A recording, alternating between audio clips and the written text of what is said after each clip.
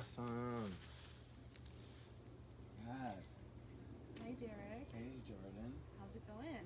It's amazing. And how are you? Welcome. Welcome to this live discussion.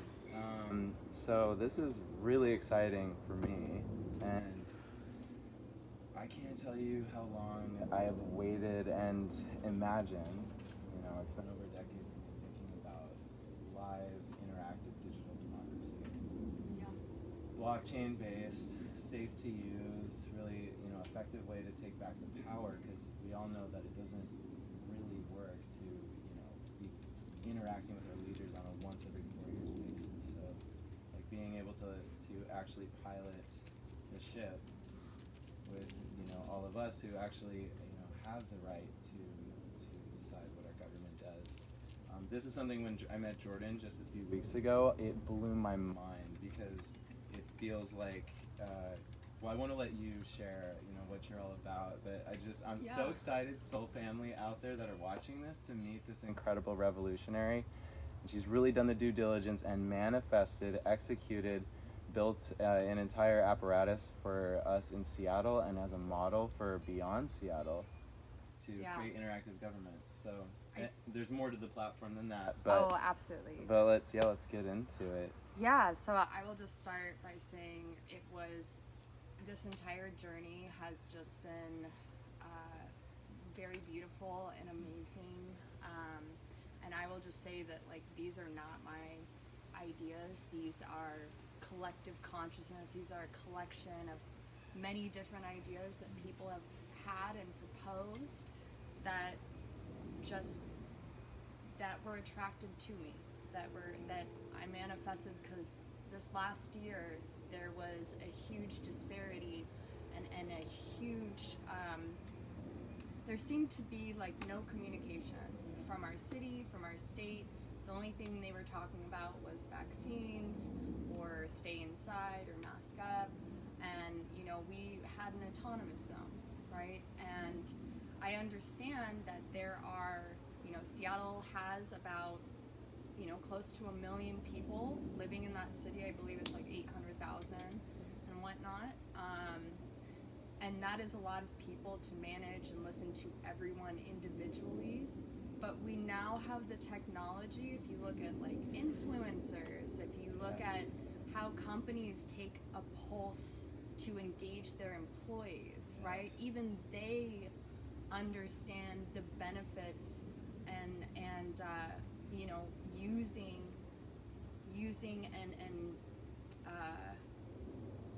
using their workforce to amplify and promote their ideals. And I think the same can be done with government. I think the best technology out there that would be able to facilitate that is the blockchain network. Yes. We have the technology. We're ready for this. How are we so antiquated with voting and participation? And there's so much waste in the government, and everyone knows it. Yeah. The political process is so broken. So maybe just like from a high level for those that maybe don't know what or you might know what blockchain is, and that makes you think of Bitcoin or cryptocurrency. At a fundamental level, I mean, I can share about that too. It's just that blockchain is amazing in the fact that it's able to, be completely secure, unhackable, able to, in a really accurate way, trace democratic processes. And also, it's something just on an interaction level. We have these smartphones. Every one of us have these. If you're watching this, you have one. My 85-year-old grandma has a Facebook and a smartphone. I think people are starting to adapt, and even if there are people that are not technologically they don't know how to use technology. I would not want to take away traditional methods that serve them or meet their needs. I'm just trying to add to the political toolbox of our political infrastructure. And then, just to kind of, I honestly feel like how somebody tried to explain what the internet was before it ever came out to somebody. is very similar to explaining what blockchain is, but think of it like the internet. But instead of Facebook being able to access your data is encrypted. Yes. Right? So they would still have access to your data without invading your privacy. And we need data to understand the needs of our community, to understand the needs of our city, right? It's the best way to become the most efficient with our tools and resources. So with that being said, there are a lot of applications that, think of websites on the internet, right? There are a lot of integrations, a lot of applications in which, one, you'd be able to audit your tax dollars and how they're being spent. You can hold elected leaders accountable to their campaign promises. Let's see, what else? Do you mind if I tilt this up a tad? Of course, just to so we're not having to lean so much. Yeah, sun was hitting you a little bit. Yeah, it's okay. The sun's shining. We're in Seattle. The sun is shining. Yes. It's a beautiful day. Absolutely beautiful. Yeah. So, there's, and you know what, the biggest thing is that, like, the government would now have a way to interact and provide speedier legislation processes, because 4 years is just too long to implement the kinds of progressive changes, especially when you consider climate change, to our policies. We don't have 4, 8, 12 years to wait.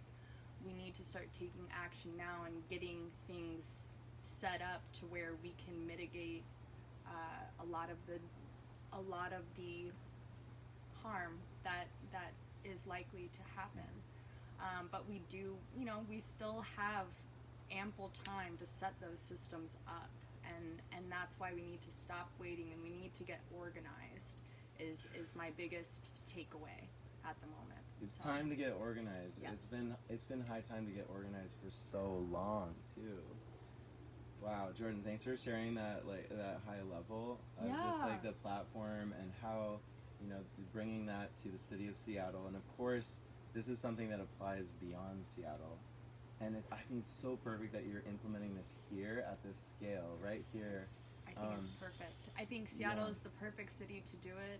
We have some of the most brilliant minds living in our city. We have a lot of technological talent. We have Microsoft, we have Google, we have all these other companies who are already working with this platform. Amazon, I think it was like a few days ago, just announced how they were going to start accepting crypto and implementing blockchain technology into their system. So the technology is very mature. I know in the past I would see these like YouTube videos smearing the idea of digital democracy, like this is totally unsafe, it could be hacked, it could be manipulated. There is something to be said about the algorithms. There is truth to the and I guess we'll get to this as we dive deeper and deeper in for people, but to consider the risks and how they're mitigated with the systems that you imagine us using. Yeah. And I know we've both spent so much time thinking deeply about this in conversations with people in the political sphere and just people that we know in general, like, hey, why aren't we doing this? And seeing that all the tools are there, so why don't we use them? Just to clarify too, Jordan is running for Seattle City Council. So this election is actually very close. Right now, it's August 3rd, right, is the final time. Yeah, it's the last day to drop off turn in your ballots. ballot. And, I've been running around the city trying to engage and let people know about my platform. And especially with coronavirus, it's been a little bit more challenging than usual. But, as we're doing right now, this is the type of leadership I kind of want to bring. I want to incorporate and meet people on their platforms and not have them search for an hour on Google and maybe get a one-worded response from a public official a week later. That's just unacceptable. Right now, I mean, think about what happens right now, right? Like, okay, you and I were at, the Capitol Hill, the CHOP protest. Yeah. We've been in this activism community for a long time, and the go-to that I hear is like, okay, after all this energy is created, write a letter to your congressperson, your senators. What the heck? They don't read it. And let's think about the way that politicians work. It's all about optics at this point. It's not. We aren't seeing integrity at a real deep level. Yeah. Integrity seems to be governed by, is what I'm doing going to be seen by people so that I can be reelected? So look, if 100,000 people write letters and they don't respond to thousands and thousands of them, how does that really impact them? How does that serve our community? How are the people's voices being heard? There's no right? transparency in that. So versus we go on Facebook or Instagram or whatever, or at Reddit, etc., right? And if 100,000 or 1 million people upvote that this is important, Yep. then it becomes important and energy is devoted to it. Yeah. So like, why is it not the same for politics? If we can like or dislike or heart or whatever, 100 posts a day across different platforms, Yep. we care a lot. Do you, like, so many people care a lot about what's happening in our world, in our state, in our city, and yet we're still writing things in the mail that go unseen and unaccounted for by politicians. We're seeing politicians not follow through on their promises. And how is that tracked? How is that watched? They vote opposite of what they ran their campaign on in the first place. All the time. And then like don't give a logical reason why. You know, they aren't telling us why they are making the decisions that they're making, you know? And something I really want to do, it's like I understand that there are a lot of things that, you know, may pop up or that you may have to adapt to, and that may change the outcome of certain practices or certain things that you need to get done. But you have to absolutely communicate what those reasons are and why you are doing them with your constituency, because that is the biggest, it makes me very cranky. And so. It's not just you. Hey, do you feel that? Pop it in the comment box. Are you feeling resonant with some or all of what we're saying here? Like, are you feeling met? Are you feeling transparency from your government? And remember, every day that you work, how much of your paycheck is going to supporting this? And how much participation are you honestly getting? So is the pain point there? Is the need there? Is the desire and longing there for you to actually, it's like we've forgotten sometimes, it feels, that this is our government. Yeah. That we actually... we are the government. We are the government. We the our people. Resource. This is our... Yeah, we are the people. Yes. And that's gotten flipped over time. And, you know, we could probably have a discussion, Jordan, about is this because why hasn't the government implemented something so obvious already? Is it because they're stuck in their ways, they're resistant, or is it just lack of organization? Nope. It is because they do not want to give their power away. Plain and simple. They do not want. They have, who support. And I will just tell you, since I got involved in the political system, I really did think Seattle and Washington's election systems were a little bit more progressive than, say, I don't know, Texas or something, or Georgia, or the South, where lots of voter suppression takes place. And I don't necessarily see it being a product of voter suppression. I do see, when media companies are endorsing one candidate and only writing about them, not sending questionnaires or asking for ideas or opinions from other candidates, that is, I think that is suppressing the candidate's voice. I think when political committees only endorse you based on how many donations you've raised, Real talk. Because a lot of people do look at those, and that is not, I just do not believe that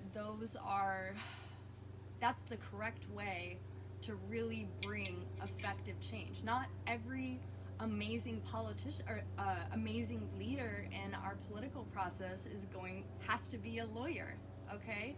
If politics is about, what I've noticed, politics is about finding good ideas that match the consensus of the community and bring about the changes that they want to see take place and implemented.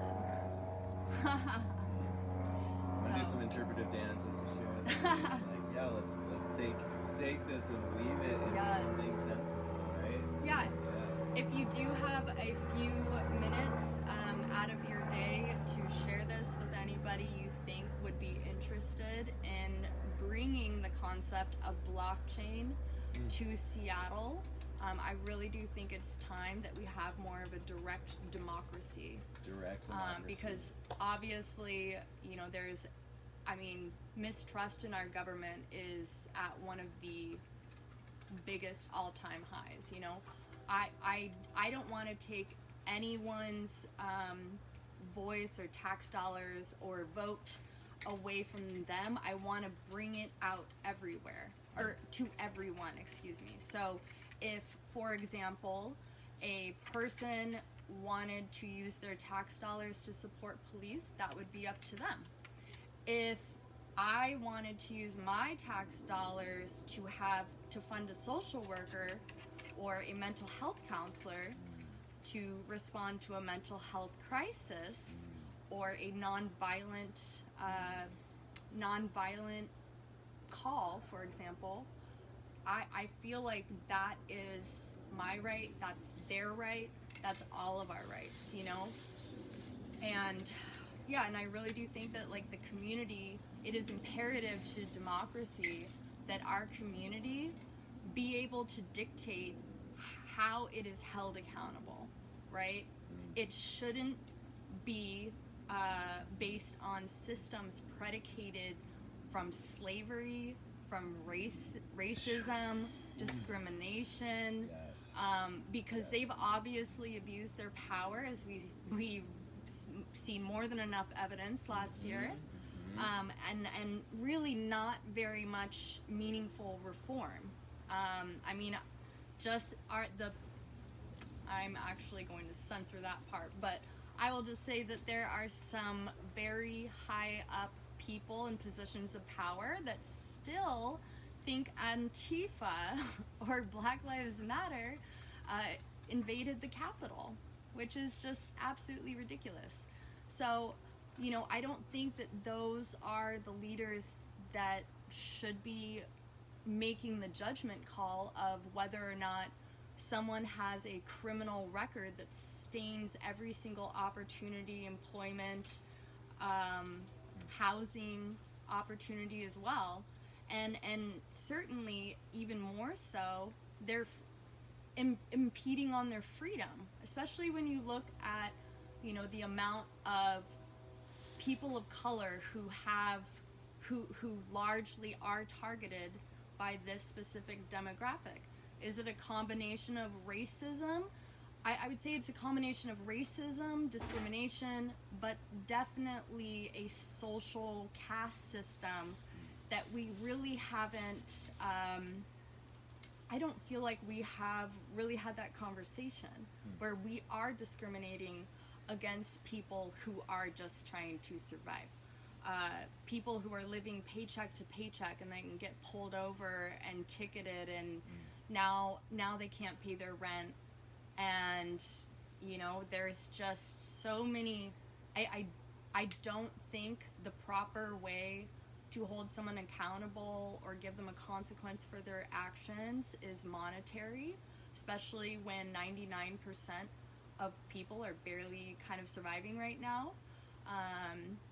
And not barely, I would say 90%, excuse me. But, you know, things are escalating. Inflation is going up. You know, renters, people in my generation and below, we have the lowest wealth compared to, you know, people in the more, what's a good way to say that? So, like, yeah, you mean like we have no millennials equity. versus elders that, and Yeah. also this is about race too. This is about all those things. But there's, I mean, just look at the distribution of wealth right now. Yeah. The distribution of power.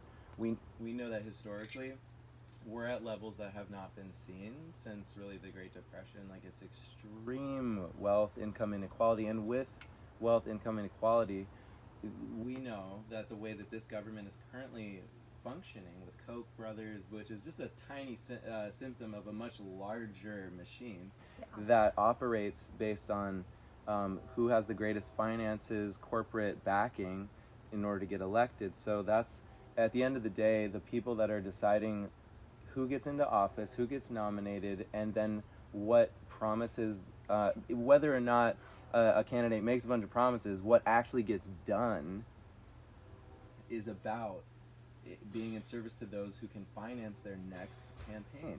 That's just the way the political system is currently situated. So this all boils back down to, really, if the power centricity moves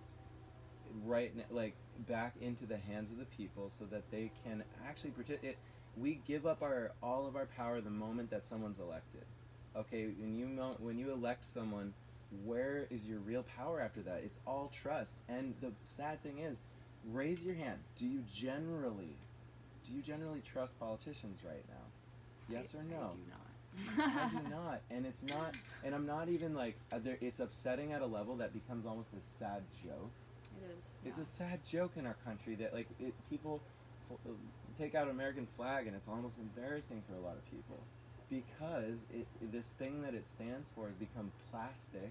It's become colonialism. It's become colonialism. It's become a representation of people's land that our ancestors conquered now, versus taking pride in it. And not to say that I don't. I absolutely take pride in our country. I do not think we need a flag necessarily. Not that I'm getting rid of it or anything, but that doesn't represent who we are as people. And our governance system is based on something. Let's be real. It was developed 200 plus years ago by 250 years ago by the founding fathers and mothers, that all the people, the mothers that probably actually designed this, and the men that got the credit. But that actually, just so you know, most people don't know this, but it was, I believe it was the Iroquois Nation. I'm not sure if it was that specific tribe. I'm fairly certain, but I am 100% sure that it was based off how Native Americans set up their democracy, is what our democracy is modeled after. And when I found that out, I was like, okay, let's check into this. What other good ideas do they got? And and we do not. We've fallen out. We live in a different time now. Thank you. We live in a different time than it was in the horse and buggy days, right? I mean, there was a reason that you needed to not interact with the government every month or day, because how could you possibly courier all of through mail the minute decisions that happen? But nowadays, people Wikipedia crowdsources from thousands of people for any given article. We have massive potential now to, in real time, instantaneously interact with the political sphere and decide what happens. And we're already doing it. It's just not very officialized, right? Someone puts up a video, a politician puts up a video live stream like this on Facebook, and people are liking or hating, or they're kind of voting already. Those things are happening, and we'll get to this too. I would love to get to this. We may not have enough time to get to all this today, but what happens when you open up a platform like this and it becomes viral, it succeeds, and what happens to marginalized communities if there's mob rule on an issue?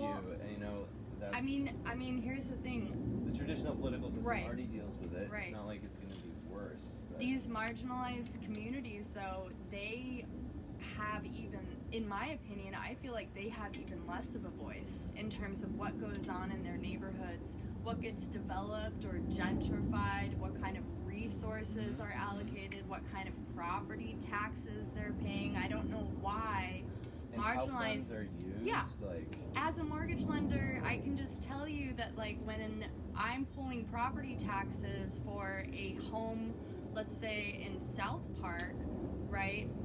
Those taxes relative to the value of the home are always higher than, let's say, $1 million house in Seattle or North Seattle, which are usually below that threshold for, and it's like time after time after time. Where's the equity in that? Where's the fairness in that? You know, why are they paying more taxes from a percentage level versus at those percentages, and then honestly not getting the kind of resources that they should have in their community, like good education, like aid, employment, community centers, parks,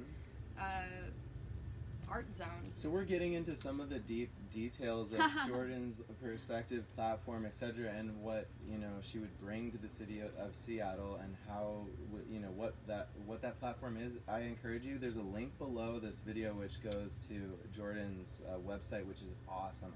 I'm so impressed by what you've created. Thank you. It's so clear, and just check it out if you want to get into the details. We're not going to be able to cover all of them in this video just because of time. However, I do want to make sure we cover a few really important pieces. Again, if you're jumping in now, this is Jordan Elizabeth Fisher, and she's running for Seattle City Council. It's slot number 8 if you're filling out your ballot. Yes. And this is the position that allows for not it's more than just a single district, but sort of like broadly applicable. It's for all of Seattle. It's the great Seattle at large. So it's West Seattle, it's Ballard, it's Fremont, it's Green Lake, it is Queen Anne, South Lake Union, Central District, Industrial District, Georgetown, Capitol Hill, Madrona, et cetera, et cetera. So I think what are just at a high level, I mean, we've talked about this implementation of basically a smartphone app that would be available to citizens of Seattle that are able to participate in the decisions of Seattle. Yeah, and it wouldn't. It would be accessible from a computer. It'd be accessible from a phone. Okay. I would, for people who don't have phones or may not have internet, for example. Another 2 things I really want to do is provide Seattle with internet. It is a basic human right, says the UN Council, or the United Nations, excuse me. And then, the other thing is providing that technology, those phones, computers, for those who can't access it, because that not only gives them their voice back, but that also helps them in other areas that they may be struggling. Self-education. In, I mean, how many of us are able to learn what you can from a university off of YouTube? The access to technology, and this is referred to as the digital divide. Those who have access to it are able to, essentially educate themselves, create a lot of opportunity for themselves, and those that don't are it's driving that wealth, income inequality, and power inequality gap super fast right now. It's something happening beneath the surface, and probably most of us watching this, because you're on a digital platform, have a phone, have access, but can you imagine for those who don't, that can't just Google something or DuckDuckGo something if they want to actually research and understand something or participate with a platform like this? So as soon as and this doesn't take away from the traditional system. You're still able to use voting. Yeah. It's not, but it's basically a polling system that tells us you are from Seattle, you're an actual person, a registered voter here. This system anonymizes the data so that when you vote, it can't be traced back to, the system knows that an authenticated vote came in without compromising your identity, right? So that's a part of this, right? There's an anonymity, but it's also traceable and encrypted. Yeah. Yeah. Well, and here's the other thing. It's think about activists, about unions, about people who, because they have to use their identity to file these claims or to interact, or their freedom is in jeopardy. Think about the protests last year, how the police were just arresting people, arresting people without really any cause, you know, because they were bringing out their voices. Or the other thing being that, you know, unions, like let's say a worker at Amazon is just, you know, there's some crazy working conditions, right? They would now have a platform that you can incorporate and program using machine learning and AI technology to send their concerns, their testimonials, their documentation, their photos, videos to their union reps, if not even create a new union themselves, you know, on their own without having to pay a monthly due. And still having the same effect, the same kind of power in our political system that a lot of these unions do have. And I will say there's some really fantastic unions out there, and there are some unions that, you know, aren't as effective in advocating for their workers. So, yeah, I mean, there's definitely a lot of applications that you can use to it. And I just wanted to point out that I have been interacting with a company and just absorbing every little tidbit and every little thing that they could provide Seattle and create on this platform specific to Seattle's needs. And after an analysis of our city budget, they were able to determine conservatively a savings of $1.3 billion, guys, that we could flood and we could have healthcare. We could have healthcare. We could have, because there's so much inefficiency. There's just so much, and there's a lack of traceability and highlighting, you know, bringing like a heat map to where the inefficiencies really lie. This is where, you know, data analysis and myself with a background in artificial intelligence and automation in those spaces, like I know it drives me crazy that this isn't happening. Like, what are within publicly available, you know, policy decisions and the cascading sort of financial commitments, and, you know, tracing how they play out.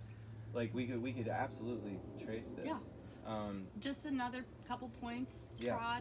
Fraud does not exist on the blockchain. So that $600 million that our state government lost to unemployment fraud, for example. Is that right?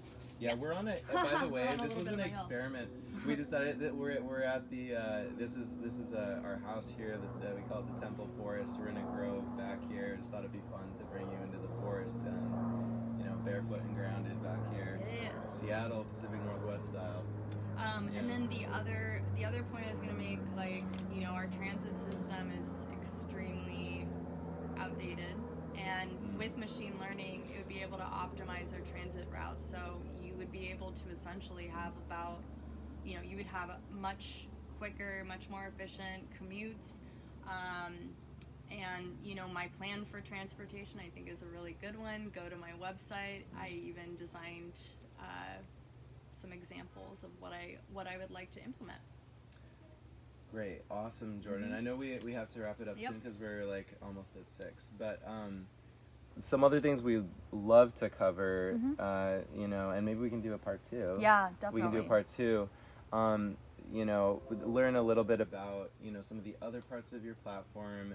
You know, where you come from on a spiritual level. I'd love to riff on that with you. Yes. And like, you know, you touched on the police, and, you know, sort of like that's been a hot issue in Seattle. And how can we, you know, make something that's really next level here that actually cares for the community and is designed to like respond in a really healthy way to all the different districts. Yes. We can talk about that at some point.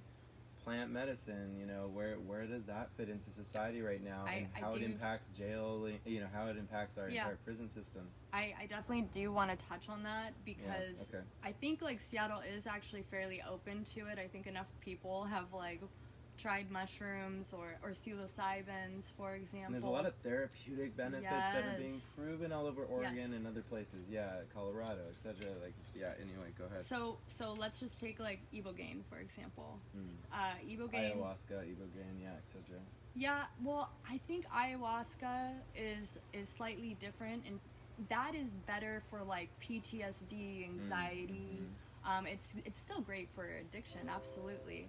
But ibogaine is one of the most effective plant medicines available, where it is showing rates of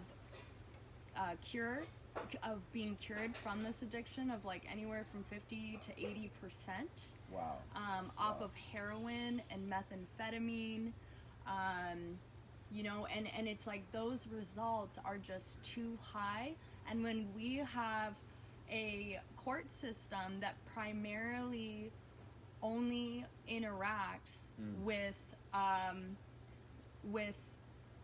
addiction treatment centers rooted in evangelicalism that use more shaming techniques, because most people can't afford $30,000 for a week-long rehab, and that space, that healing, that radical acceptance, having a community of people that understand you, that is what cures addiction. That's why AA works so well.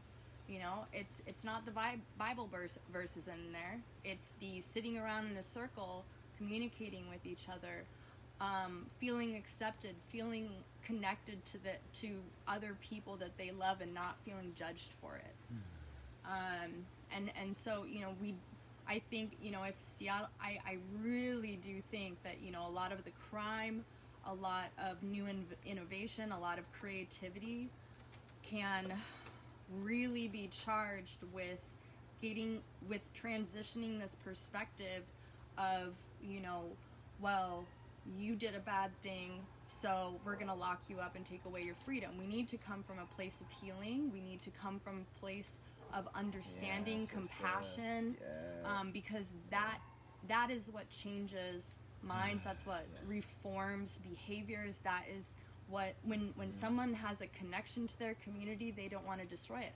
When somebody has a connection to another person, an individual, they don't want to hurt them or shoot guns in the air or kill people or commit acts of violence. That is the missing component that I think we need to prioritize and reframe a lot of the current systems that don't operate that way.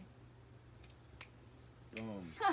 How do you feel about that? And these are complex issues. Yes, They're interwoven with many, some people. There's also to implement this. There's gonna be all sorts of things to consider in detail, and I'm sure we can get. This is worthy of an entire discussion in itself, and I'm so stoked. I know. I know this is gonna we live in a really divisive time. We live in a polarized time. Just mentioning this might have turned someone off. Might have said, "Oh my gosh!" I have an uncle or a friend that just was had a terrible turn in life because of mushrooms or something else. So how do it? Of course, thinking about how to do this in really responsible ways and opening it up so it's not this shadowy thing that can't be studied.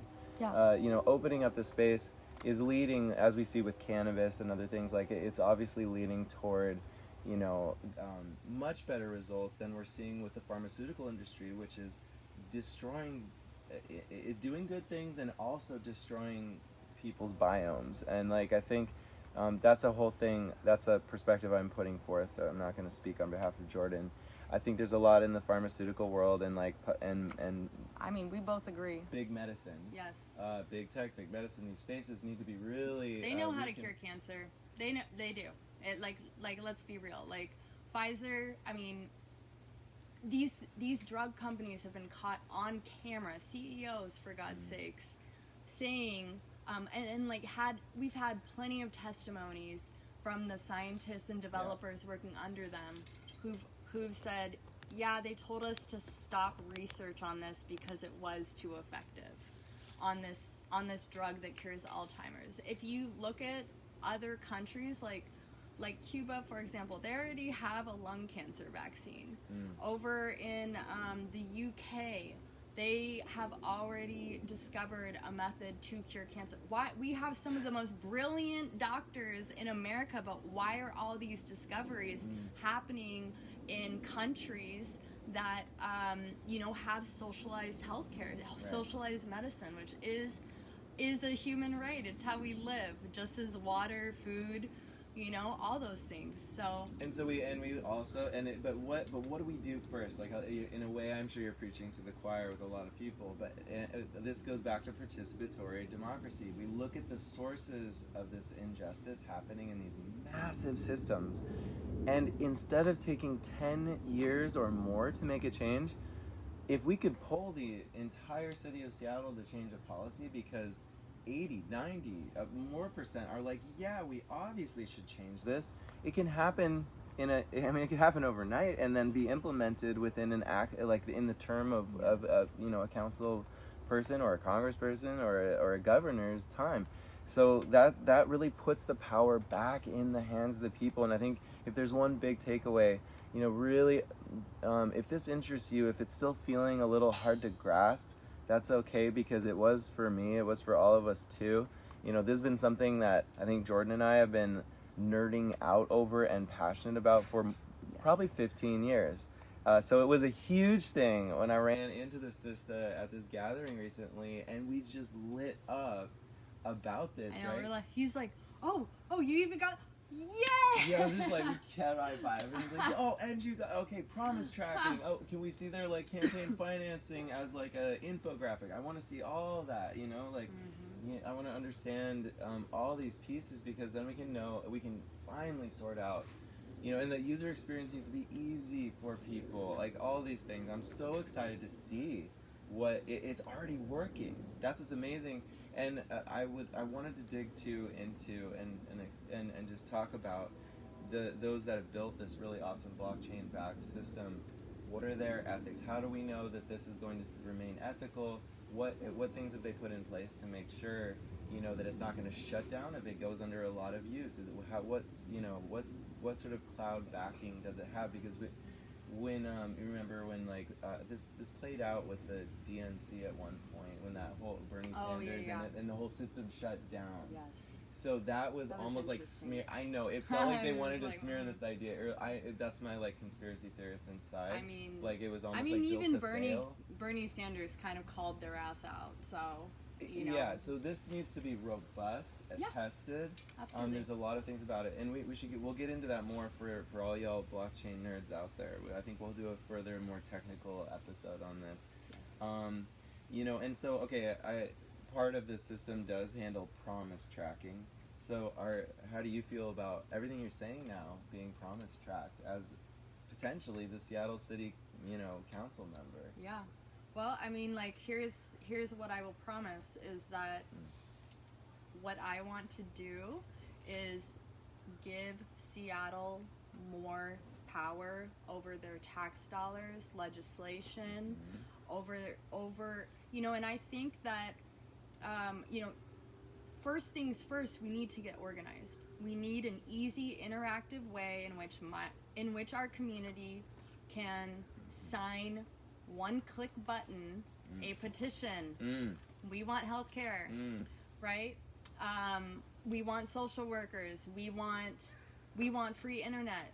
Yada yada yada. We don't want to give money to Walmart. We don't want to give money to corporations anymore. We need to give money and invest in our communities, because they are not meeting the standards of living in one of the richest states, one of the most richest countries in the entire world. True. It's absolutely ridiculous that we have billionaires going to space who live maybe 20 minutes from Seattle, all these companies, and then there are people dying on the street, freezing to death in the middle of winter without pants. Yeah, we got to get into that at some point too. Yeah. The and housing issue, that affordable housing, and that is just unacceptable. In housing, affordable housing, homelessness, I've been an executive director for a nonprofit. I've volunteered, worked with mutual aid groups for a decade, and have been volunteering all of my life since I was 15. In addition, I'm a mortgage lender. I know how real estate works. I did not realize how racist it was and discriminatory until early 2020. I'm sure you can fill in the gaps on that.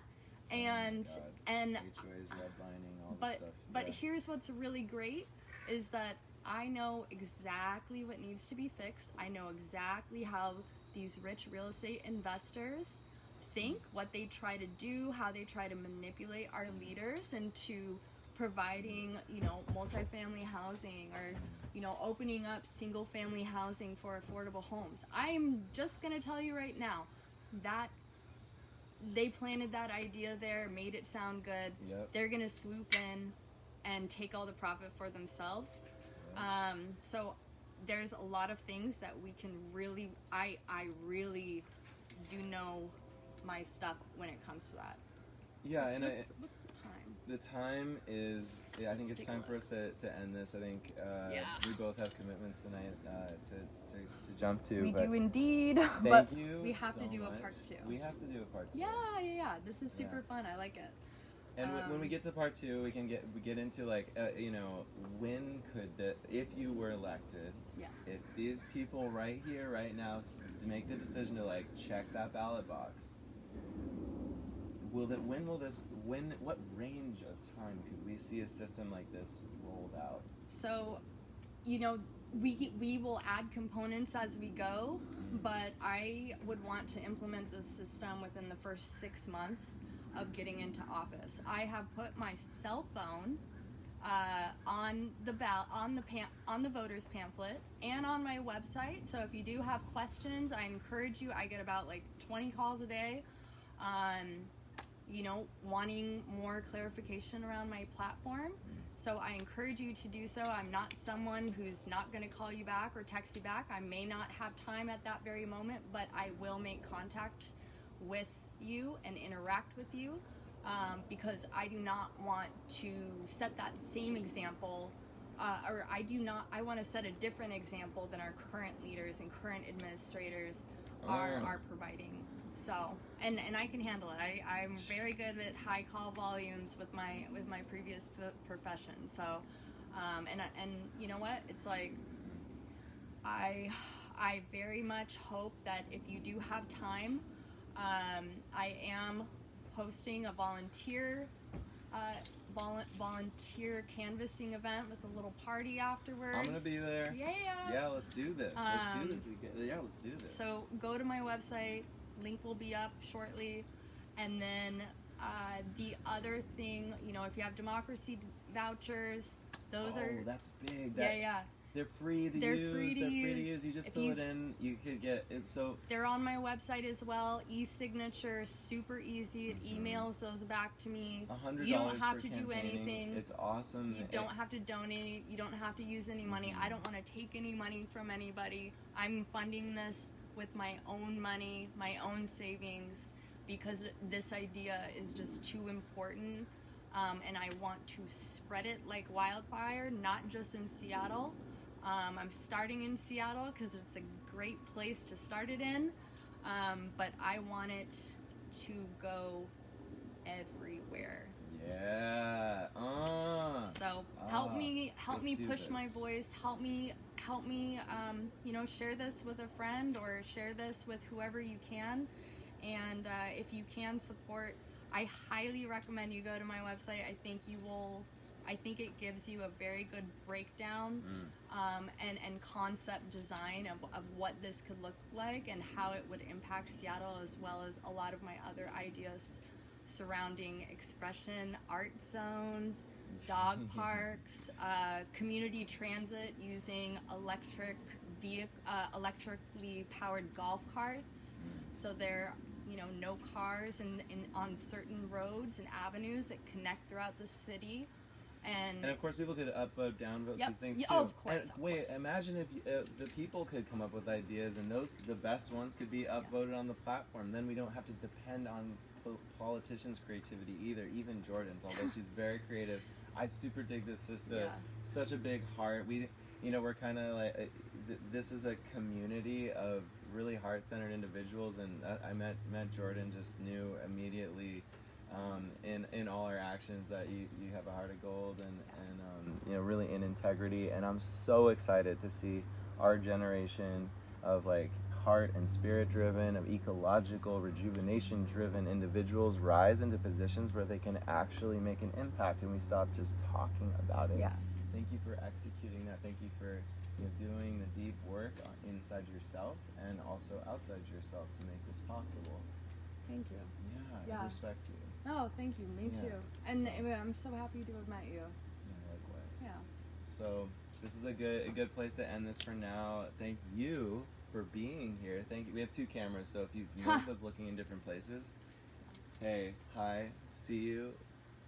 And thanks for being here, Soul family out there in Seattle and beyond. I hope this inspires you, and I've included the links so you can take action. Just pop open another tab and check out our website. It has everything there.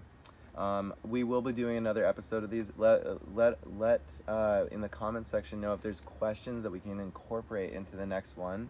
If you see a question or comment that you are like, yeah, that's what I was gonna say, just like give it a little boost, and that we can kind of filter it that way and know what would be best to bring up in the next discussion on top of what we already want to bring up. So, all right, blessings everybody, and have a beautiful, beautiful Wednesday. All right. Thanks, guys. Bye.